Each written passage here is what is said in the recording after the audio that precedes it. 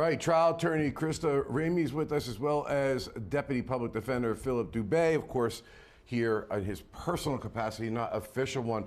Philip, what do you think of this testimony? Did this advance the ball forward for the prosecution, or was it overly complex, and did the defense do a good job in bringing out some deficiencies in the manner in which they analyzed, or in this case, did not analyze certain things? In my opinion, right now, I think the prosecution is trying to overtry the case, and they're trying to build in forensic evidence that only proves the absence of it. And I think the confusion for the jury is going to be the distinction between presumptive results and confirmatory results. Yes, initially they got a presumptive test result of positive for human blood, but it appears that all the confirmatory tests show no, it wasn't human blood. So then the question becomes, why are they bothering introducing all of this and putting the jury to sleep? Remember, their theory that they're advancing is that this is blood spatter.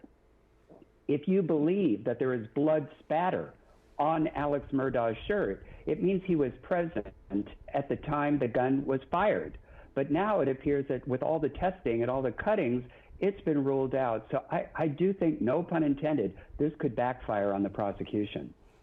You know, Krista, going back to my homicide days, I used to have the pleasure of being with one of the best detectives, one of my tactical operations captains, who really knew people. And he used to say, look, you got to understand, people will lie for many reasons about where they were. They may not want, they know they're the typical suspect, so on and so forth.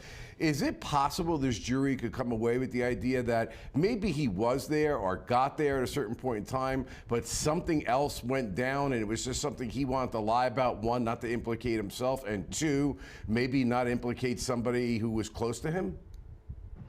Well, I've kind of been thinking this whole time that there's probably a second person that was there.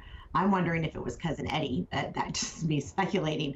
I think that the way that these crimes were committed, it sounds like the defense theory of two people is plausible and something that could create doubt with this jury. So whether or not he happened upon something, a crime in progress, or he was committing that crime with someone else, I don't know. But you know, it's definitely one plausible, theory to argue if you're the defense. Yep. Phil, I wanted to say real quick, I've been dying to get you on because I'm curious about your thoughts. The 404B evidence that the judge let in, I mean, it was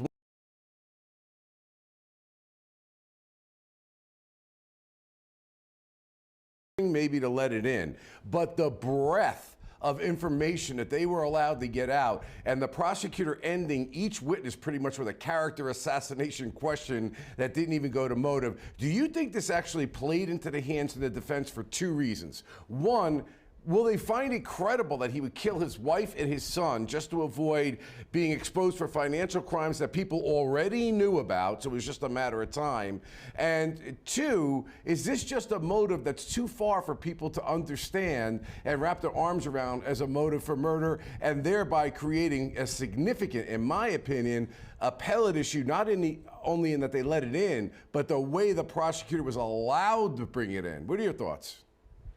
Well, I think the motive is classic. It's always going to be about money or somebody else or wanting to end the relationship. The problem that the prosecution has is that there was no evidence, at least as of yet, that Alex Murdaugh stood to gain from all these financial crimes. In other words, what was in it for him?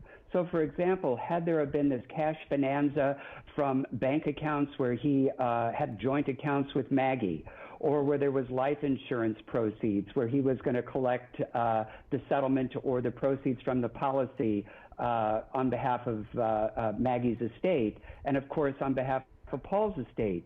So yes, all you're really left with without him benefiting is character assassination. And I think this was a bridge too far, not only for the court, but I think for the jury. And if they come back guilty, I do believe that's going to be an issue on appeal. Yeah, the interesting thing is I think it actually may have hurt their case to even get that guilty. But if they get that guilty, they've really increased exponentially the possibility of a reversal on appeal, in my humble opinion. Anyway, guys, thanks so much. We've got a lot more to discuss. We're going to take a quick break. We'll be right back.